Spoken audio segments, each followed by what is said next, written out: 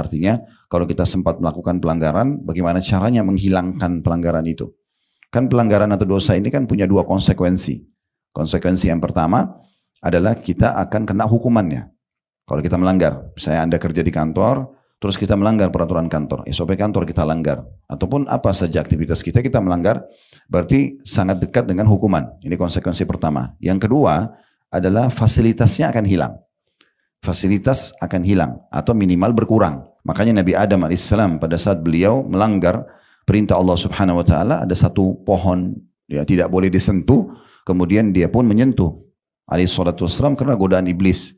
Maka setelah melanggar, Allah Subhanahu wa taala datangkan hukumannya. Nabi Adam alaihissalam dihukum. Padahal sebenarnya beliau seorang nabi dan juga kekasih Allah Subhanahu wa taala. Nah, pada saat itu Nabi Adam alaihissalam dalam sebuah riwayat sahih dikatakan berkata, ya Allah, apakah kalau aku bertaubat kepadamu, artinya aku kembali membersihkan kesalahan-kesalahanku ini atau akui sebagai sebuah kesalahan, apakah aku akan kembali ke surga lagi? Maksudnya fasilitasku akan dikembalikan? Maka kata Allah Subhanahu wa taala, iya.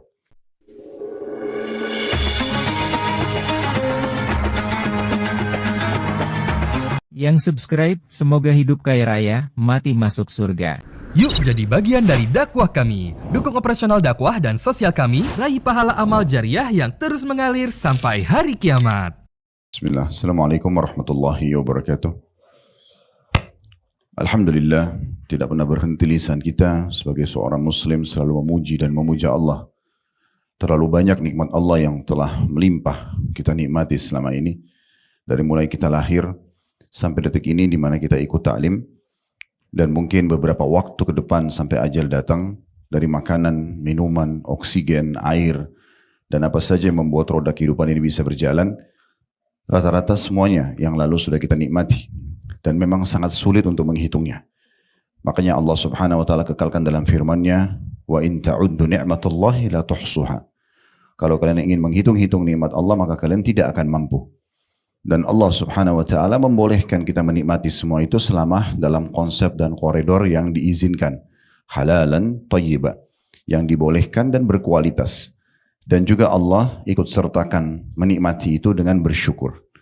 Dan kita harus berterima kasih kepada Allah Subhanahu wa taala karena syukur ini dengan dua susunan kata saja, alhamdulillah, Allah kekalkan juga dalam firman yang lain, la in syakartum la azidannakum. Kalau kalian bersyukur, maka pasti aku akan tambah. Maka selalulah bersyukur saudaraku seiman atas segala nikmat, dari hal yang kecil sampai hal yang besar.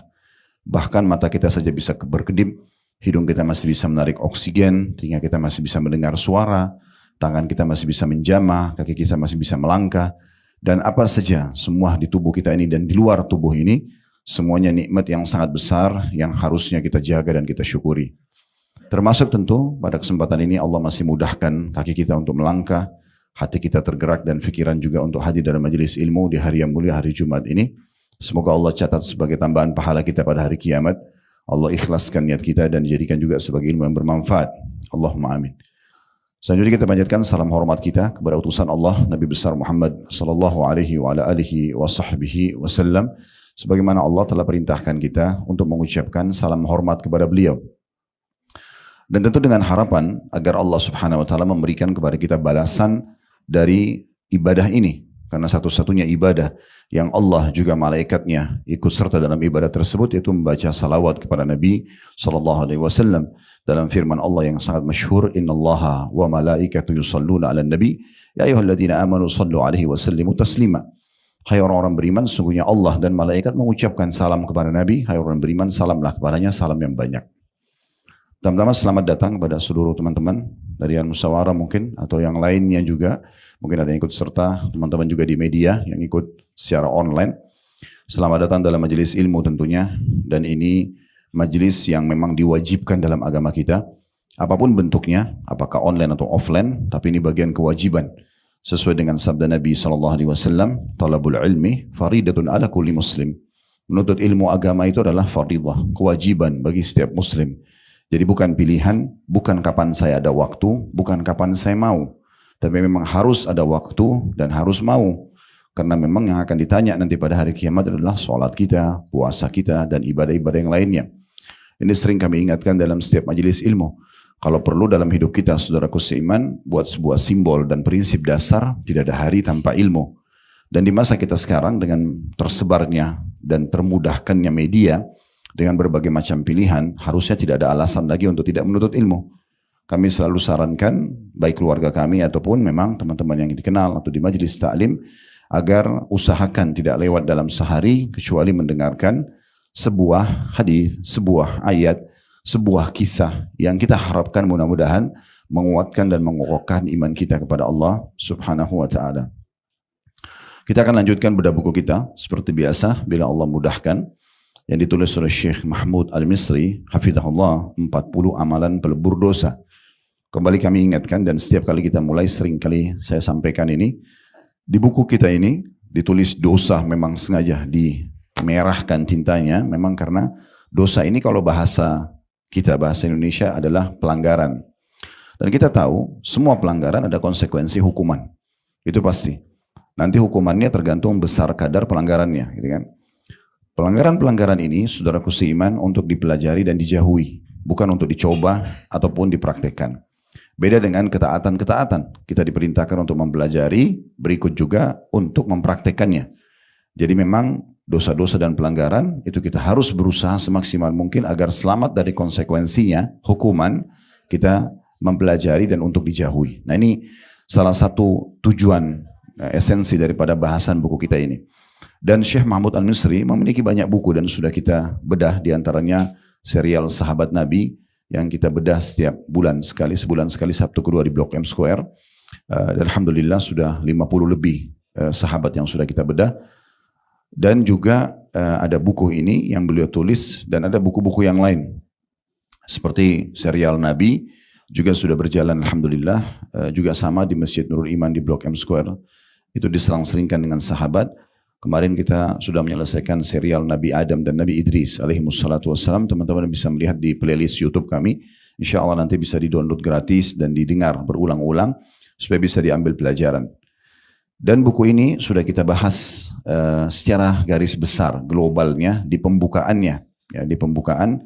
Dan sekarang kita akan masuk ke inti bahasan dari buku ini, yaitu sebab-sebab gugurnya siksaan dari pelaku maksiat. Kalau sebelumnya itu secara garis besar seperti daftar isi buku ini, kemudian juga muqaddimah daripada buku ini. Namun sekarang kita sudah sempat membahas secara global tentang masalah sebab-sebab gugurnya siksaan dari pelaku maksiat. Ini sudah dibahas, bukan baru mau dibahas ya, maaf. Sudah dibahas dan sekarang kita akan masuk inti bahasan buku, namanya pelebur-pelebur dosa. Nah, pelebur-pelebur dosa ini teman-teman sekalian tentu secara letter-let sudah kita bisa fahami ya. Artinya kalau kita sempat melakukan pelanggaran, bagaimana caranya menghilangkan pelanggaran itu. Kan pelanggaran atau dosa ini kan punya dua konsekuensi. Konsekuensi yang pertama adalah kita akan kena hukumannya. Kalau kita melanggar, misalnya Anda kerja di kantor, terus kita melanggar peraturan kantor, SOP kantor kita langgar, ataupun apa saja aktivitas kita melanggar, berarti sangat dekat dengan hukuman. Ini konsekuensi pertama. Yang kedua adalah fasilitasnya akan hilang. Fasilitas akan hilang atau minimal berkurang. Seperti para pelanggar, ya, para staf yang memang tidak menjalankan tugas dengan baik di kantor, maka secara otomatis akan hilang fasilitasnya, ya, atau berkurang minimal. Nah, ini konsekuensi daripada itu. Nah, dalam agama ada pelebur-peleburnya. Jadi kalau bahasa kita itu pemutihan, ya. Kita tahu kalau misalnya diputihkan kesalahan kita misalnya, berarti dua hal tadi bisa kembali. Artinya tidak kena hukuman karena diputihkan kesalahannya, dan yang kedua fasilitasnya akan kembali. Makanya Nabi Adam alaihissalam pada saat beliau melanggar perintah Allah Subhanahu wa taala, ada satu pohon yang tidak boleh disentuh, kemudian dia pun menyentuh alaihissalatu wassalam karena godaan iblis. Maka setelah melanggar, Allah Subhanahu wa taala datangkan hukumannya. Nabi Adam alaihissalam dihukum. Padahal sebenarnya beliau seorang nabi dan juga kekasih Allah Subhanahu wa taala. Nah, pada saat itu Nabi Adam alaihissalam dalam sebuah riwayat sahih dikatakan berkata, "Ya Allah, apakah kalau aku bertaubat kepadamu, artinya aku kembali membersihkan kesalahan-kesalahanku ini atau akui sebagai sebuah kesalahan, apakah aku akan kembali ke surga lagi? Maksudnya fasilitasku akan dikembalikan?" Maka kata Allah Subhanahu wa taala, "Iya."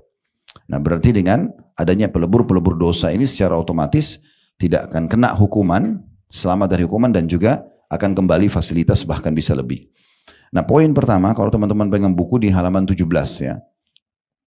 tentang pelebur dosa yang pertama, dan kita akan fokus membahas ini, mati di atas tauhid, meninggal di atas tauhid. Tauhid artinya teman-teman sekalian mengisahkan Allah subhanahu wa ta'ala. Saya akan bacakan dulu seperti biasa isi daripada poin pertama, karena itu hanya satu paragraf saja dengan sebuah dalil, tapi kita akan jabarkan dengan penjelasan atau syarah lebih jauh. Kata Syekh Mahmud hafizahullah, poin pertama pelebur dosa adalah mati di atas tauhid atau meninggal di atas pengesahan kepada Allah Subhanahu wa taala. Hadis dari Muadz bin Jabal radhiyallahu anhu, dia berkata, Rasulullah sallallahu alaihi wasallam bersabda, "Ma min nafsin tamutu tashhadu an la ilaha illallah wa anni Rasulullah sallallahu alaihi wasallam yarji'u dzalika ila qalbi mukinin illa ghafarallahu laha." Tidak ada satu jiwa pun yang mati dalam kondisi bersaksi bahwasanya tidak ada ilah yang berhak disembah selain Allah dan bahwa Muhammad adalah benar-benar utusan Allah, dan pengakuan ini bersumber dari hati yang penuh dengan keyakinan, melainkan Allah pasti akan mengampuninya. Ada footnote nomor 1 di bawah, diriwayatkan oleh Ahmad dan juga An-Nasai, dan hadits ini dihasankan oleh Syekh Albani dalam Sahihul Jami' di nomor 5793. Kita akan bahas satu poin ini saja, dan kita akan banyak mendatangkan penjelasan-penjelasannya, dan begitulah yang mungkin metode yang kita gunakan kalau teman-teman ikuti dari awal kelas kita ini. Kita akan bedah dan tidak tergesa-gesa menyelesaikan, karena kalau kita lihat ukuran buku ini mungkin kalau dibaca bisa sejam 2 jam selesai kalau hanya dibaca. Tapi tujuan kita adalah bedah buku. Berarti memang kita akan betul-betul seperti orang yang sedang kuliah, membedah, menambah informasi, ya, kemudian mungkin ada yang dikurangin atau ditambah ataupun dilengkapkan, nah, seperti itu kurang lebih. Dari hadits ini kita ambil pelajaran teman-teman sekalian, adanya perintah dalam hadits Nabi SAW ini dan anjuran agar kita meninggal di atas tauhid. Dan tauhid di sini adalah mengucapkan 2 kalimat syahadat, ya. Asyhadu an la ilaha illallah wa anna Muhammadar Rasulullah. Saya bersaksi tiada Tuhan yang berhak disembah kecuali Allah. Artinya tidak akan pernah ada tempat kita bergantung, memohon, takut dan berharap kecuali Allah Subhanahu wa taala. Nanti akan lebih jauh kita jelaskan masalah ini. Dan ini berarti menepis lawan daripada tauhid itu, yaitu kesyirikan dan kekufuran.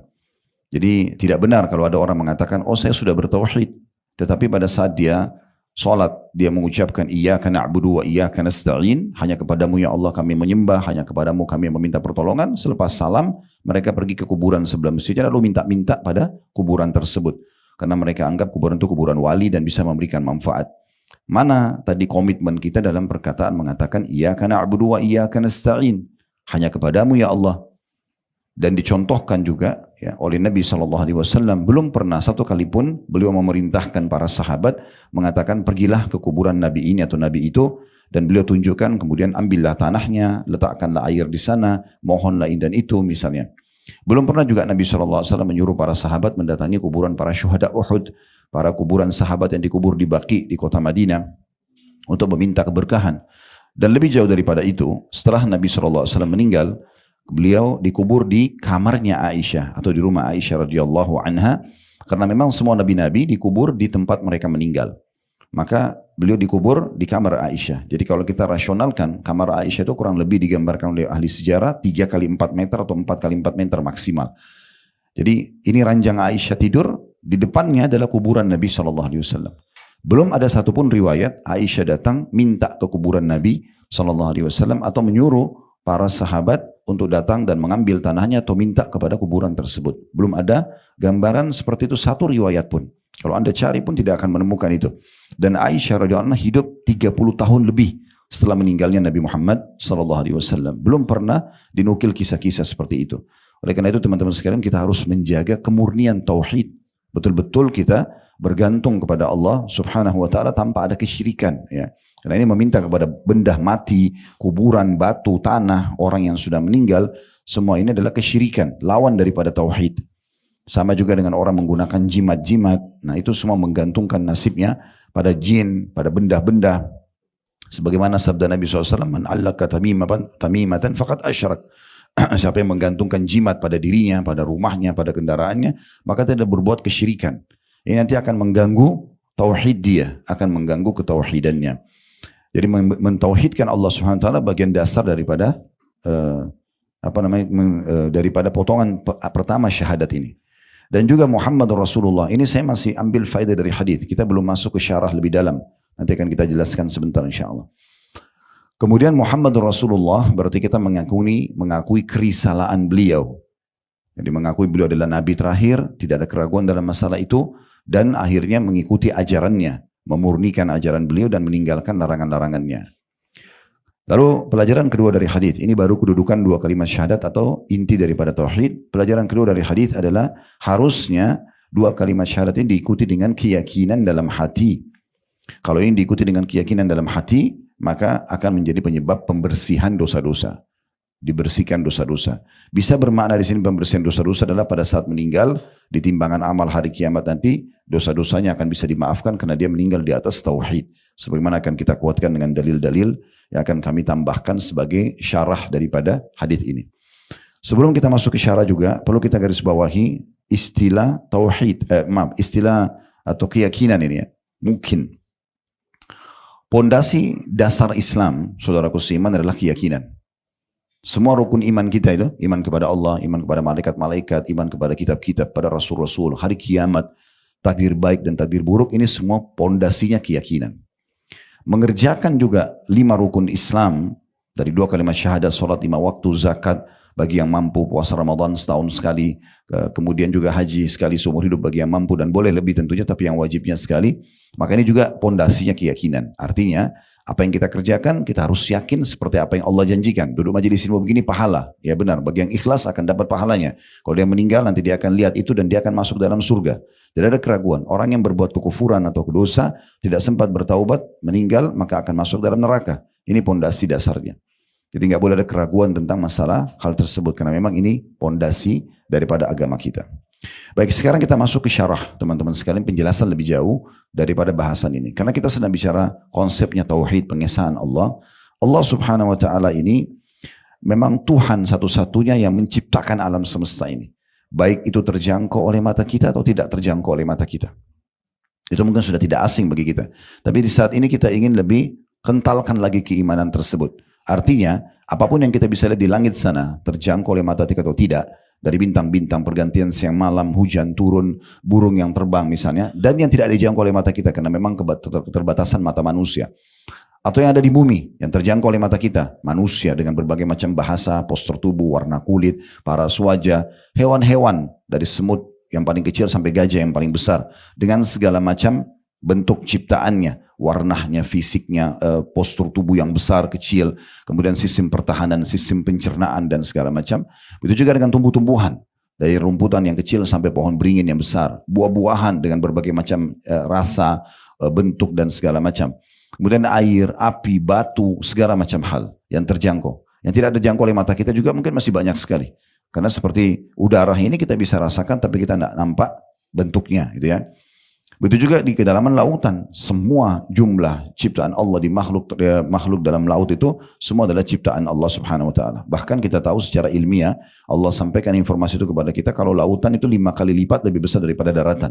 Dan berarti makhluknya lebih besar lagi di sana dan lebih banyak variannya. Semua itu kembali kepada inti la ilaha illallah. Tidak ada Tuhan, pengurus, pencipta yang memberikan rezeki, yang mengatur semua itu dan mematikannya kecuali Allah subhanahu wa ta'ala. Ini harus betul-betul dibesarkan di dalam pikiran kita, di hati kita, supaya kita betul-betul dimanapun berada ini menyadari kalau sebenarnya kita sedang berada di satu kerajaan besar, itu kerajaan Allah subhanahu wa ta'ala, dan dia memang memiliki sifat-sifat yang mulia, maha mendengar, maha melihat, maha mengetahui. Sehingga kalau kita di mana-mana tahu Allah selalu melihat kita, Allah mendengar kita, dan juga Allah mengetahui semua gerak-gerik kita. Walaupun kita berhasil menyembunyikannya di depan manusia, maka Allah subhanahu wa ta'ala pasti mengetahuinya. Selain daripada Allah, yang diseru oleh banyak orang, dianggap sebagai Tuhan adalah Tuhan-Tuhan yang palsu. Ada orang sebenarnya potensi mengenal Tuhan dalam diri kita ini ada. Terbukti kalau kita sudah mengenal Allah begini, kita duduk di majelis ilmu, kita sholat, kita baca Quran, kita puasa, karena kita sudah tahu Tuhan kita Allah. Orang-orang yang belum mengenal Allah, mereka tetap mencari Tuhan. Makanya ada yang menyembah patung, ada yang menyembah pohon, ada yang menyembah dewa, ya, dan segala macam. Itu karena potensi mengenal Tuhan sebenarnya ada. Tetapi mereka tidak mengetahui dan tidak punya panduan. Semua yang diseru selain daripada Allah subhanahu wa ta'ala tidak memiliki bukti kalau mereka itu betul-betul Tuhan. Bahkan di alam manusia kita, tidak asing kisah Namrud di zaman Nabi Ibrahim AS dan Fir'aun di zaman Nabi Musa AS. Bahkan Fir'aun masih bisa kita lihat muminya sampai sekarang. Baik kita ke Kairo di museumnya, atau kita searching saja di Google kita bisa lihat. Dan itu kisahnya sangat masyhur dan data dan buktinya ada.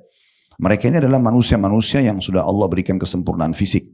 Disebutkan Namrud dan Fir'aun itu sangat tampan, putih, tinggi, kekar raja. Dan kerajaannya itu menguasai setengah dunia. Namrud itu menguasai dari wilayah Irak sampai ke umumnya Asia. Dan Fir'aun menguasai Mesir, Afrika, seluruh Afrika, dan juga pindah ke wilayah atasnya. Ya, mungkin daerah negeri Syam, ya, kemudian Turki dan seterusnya. Jadi mereka ini punya kelebihan fisik, punya kedudukan sebagai raja, punya juga pasukan yang sangat besar, wilayahnya luas, dan mengaku Tuhan di masanya. Dan masyarakatnya mengiyakan. Jadi masyarakat Babylon itu menyembah Namrud, masyarakat Mesir dan Afrika itu menyembah Fir'aun, mengaku sebagai Tuhan.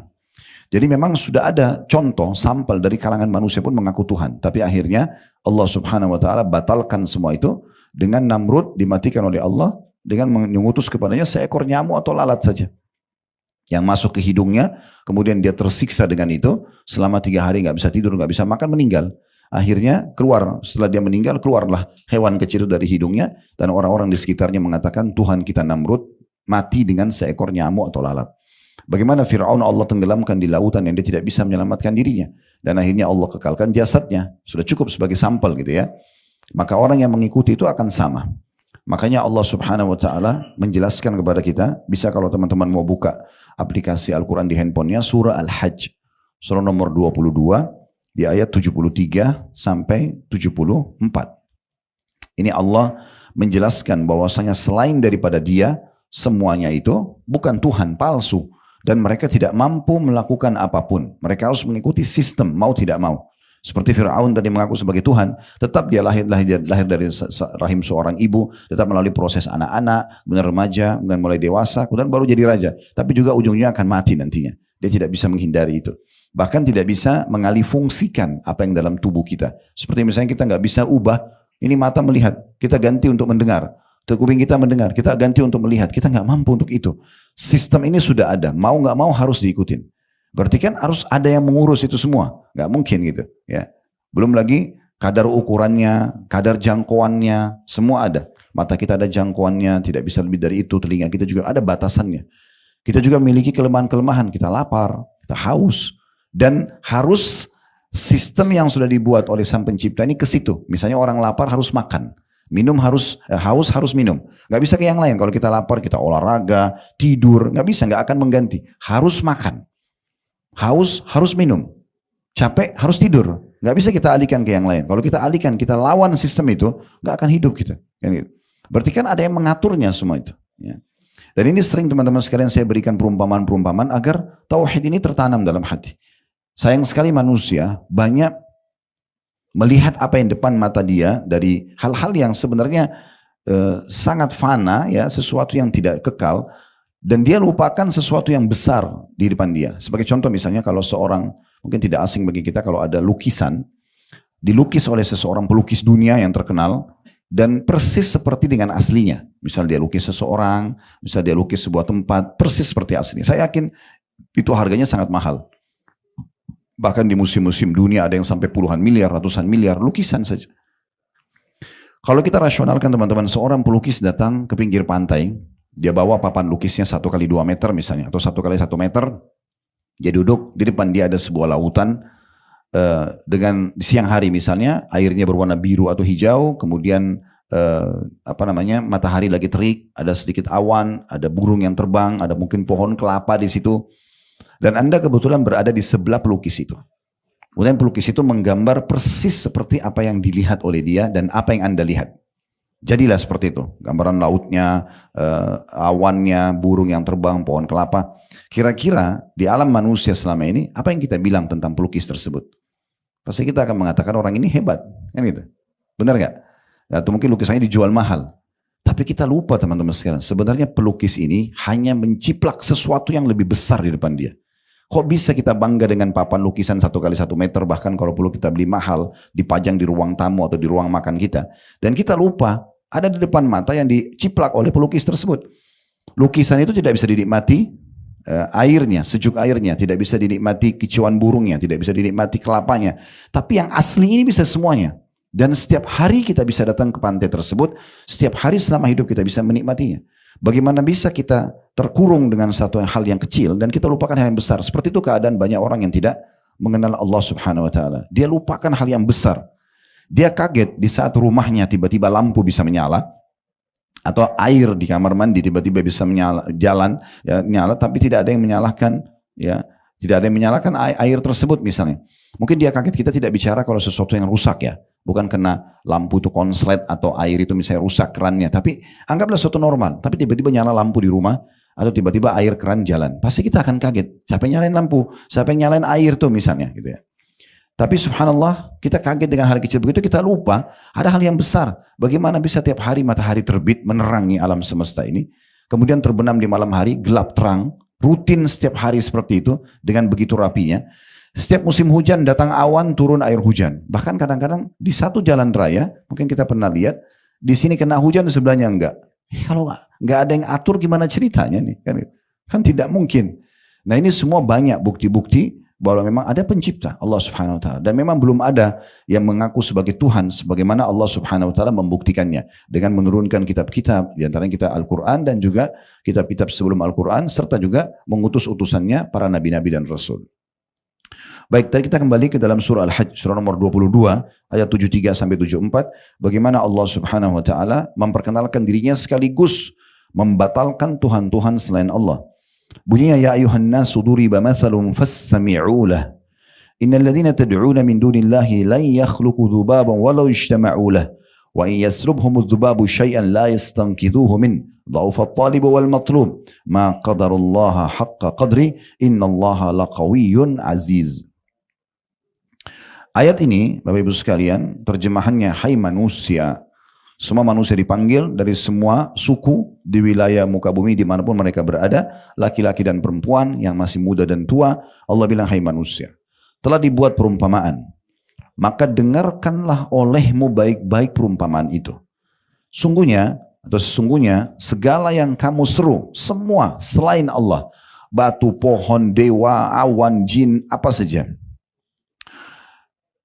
sekali-kali tidak dapat menciptakan seekor lalat pun, walaupun mereka semua bersatu untuk menciptakannya. Dan jika lalat itu merampas sesuatu dari mereka, misal kita punya segelas susu, ada lalat datang mengambil setetes lalu dia pergi, maka tidak ada yang mampu, kata Allah, ya. Dan jika lalat itu merampas sesuatu dari mereka, tiadalah mereka dapat merebutnya kembali dari lalat itu. Amat lemahlah yang menyembah dan amat lemah pula yang disembah. Itu ayat 73-nya. Ayat 74-nya, mereka tidak mengenal Allah dengan sebenar-benarnya. Maksudnya mereka tidak mau belajar, sehingga mereka jadi beriman dan tunduk kepada Allah Subhanahu wa taala. Ketahuilah, sesungguhnya Allah Maha Kuat lagi Maha Perkasa. Allah itu Maha Kuat lagi Maha Perkasa.